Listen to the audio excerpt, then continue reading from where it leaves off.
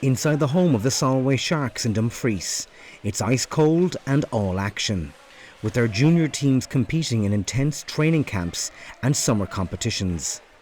For new co-owner John Strange, the success of the club in bringing through young talent was one of the primary reasons he bought the club just a few weeks ago.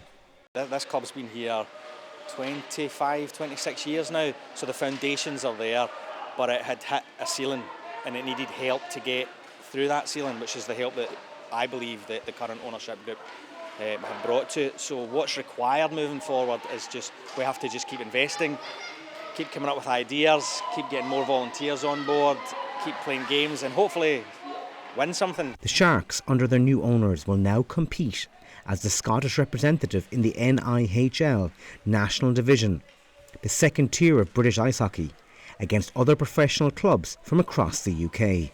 What I can tell you is the budget that the club used to work on for the league that they were in has now been multiplied by 10.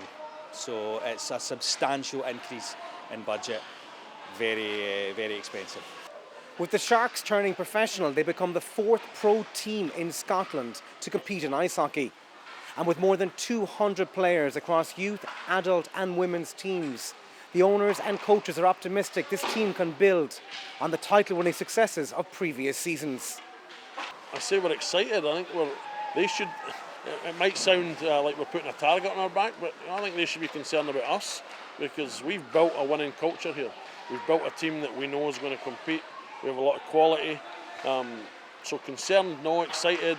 Looking forward to everything there. We're ready to go on and off the ice. And I think our loyal fans will be excited with the product we're going to put on there.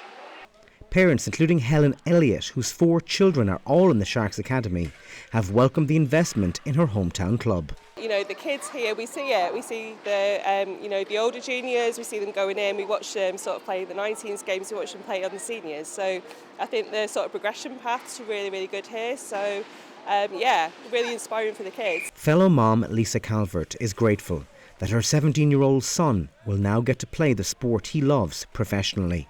My family is a massive part of this club. My son's dad was part of the Sharks at one point as well, so his uncle's one of the coaches.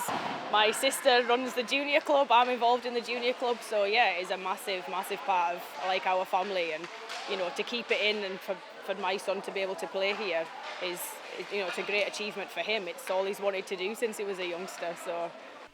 This autumn the Sharks will take on teams from as far away as Bristol and Swindon, with their nearest league rivals in Yorkshire. James Mahon, ITV News, Dumfries.